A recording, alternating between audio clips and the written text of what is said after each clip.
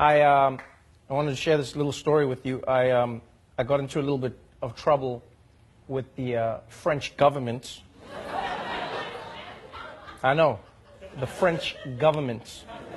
So what happened was, let's start at the beginning. France won the World Cup.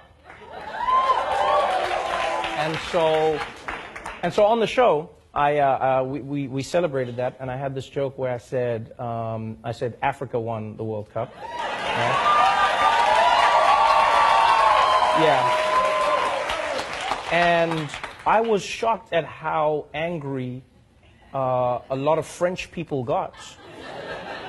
Like, genuinely, a lot of French people were angry, and they were like, "Oh, Trevor, how can you say this? Why will you say these things? You know, this is horrible." And I was like, okay, I get it. Like, not everyone likes every joke that you tell, and I get that. But this was interesting. I got a letter from the ambassador of France, and I'll read it to you. It was about that joke, and he says, I'll try to read it how I hope he wrote it, which was, he says, "Sir, I watched with great attention your July 17th show when you spoke of the victory of the French team at the 2018 FIFA World Cup Russia final, which took place last Sunday.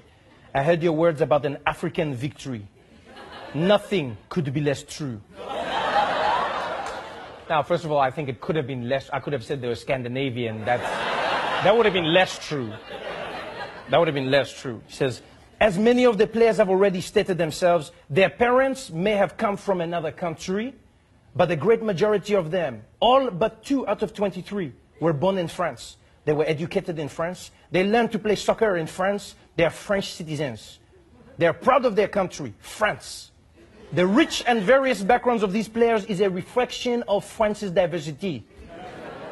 France is indeed..." Now, that line there was interesting. "The rich and various backgrounds of these players is a reflection of France's diversity."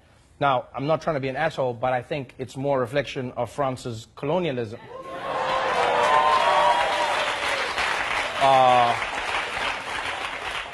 Because it's not like it's just like random play. Like, they all have something in common. Like, all of those players, if you trace their lineage, you're like, how did you guys become French? Like, how did your family start speaking French? Oh, okay, all right. And they say here, he says, "France is indeed a cosmopolitan country, but every citizen is part of the French identity, and together they belong to the nation of France. Unlike in the United States of America, France does not refer to its citizens based on their race, religion, or origin. To us, there is no hyphenated identity. Roots are an individual reality. By calling them an African team, it seems you are denying their Frenchness. This, even in jest, legitimizes the ideology which claims whiteness as the only definition of being French." So now, here's the thing. All right, first things first. I understand what he's saying, because I read up on this afterwards, right? I take criticism. I'll listen to what somebody says to me. You know, I genuinely believe you should. And what it turns out is, in France, a lot of, like, Nazis in that country use the fact that these players are of African descent to shit on their Frenchness, you know? So they go, "You're not French. You're from Africa. Go back to where you came from. You're not French." They use that as you know, as a line of attack. Now, my opinion is, coming from South Africa, coming from Africa, and even watching the World Cup in the United States of America, black people all over the world were celebrating the Africanness of the French players, right? Not in a negative way, but rather in a positive way, going, look at these Africans who can become French. You know what I mean? It's a celebration of that achievement. And so this is what I find weird in these arguments, is that people go, "They're not African, they're French." Then I'm like, why can't they be both? Right? Why is that duality only afforded to a select group of people? Why can they not be African? So what they're arguing here is, in order to be French, you have to erase everything that is African? Because what do they mean when they say that? Our culture, our this, our this. Like, so you cannot be French and African at the same time, which I vehemently disagree with. I go, you've seen those players, I love them. Paul Pogba, N'Golo Kante, I've watched all of them. Like, I love those players, and I love how African they are and how French they are. I don't take their Frenchness away, but I also don't think you need to take their Africanness away.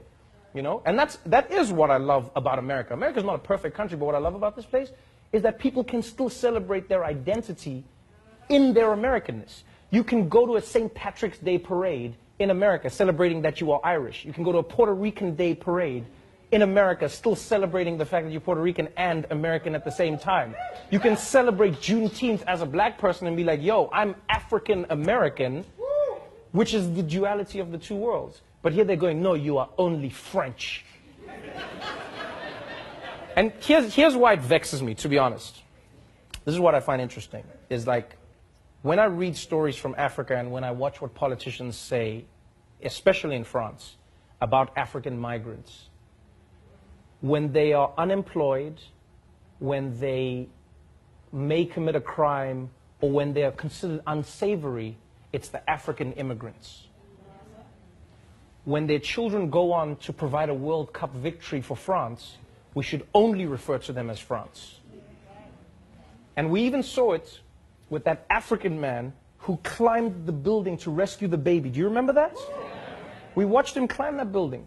He rescued the child. And then they gave him French citizenship. They said, you are now French.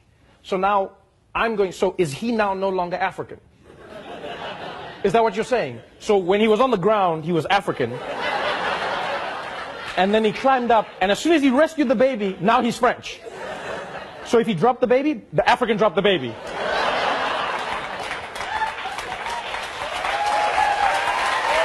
Like,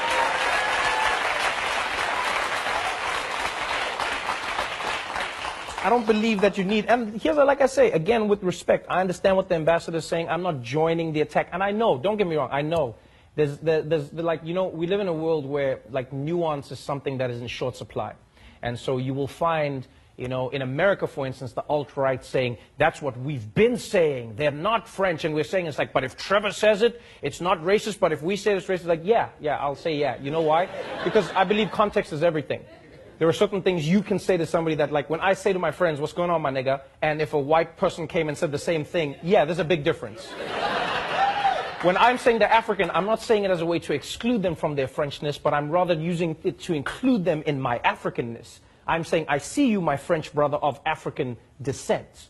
Do you know what I'm saying? That's what I'm trying to say. When somebody else says it the other way, you can use the same line in different ways. People are like, so it's different? Yeah, it's different. It can be different. It's like somebody saying, oh, so if you play with your naked child, that's a problem, but if I do it, I'm a pedophile? Yeah. There's a big difference. There's a huge difference. So I will continue to praise them for being African, because I believe that they are of Africa, their parents are from Africa, and they can be French at the same time. And if French people are saying they cannot be both, then I think they have a problem and not me.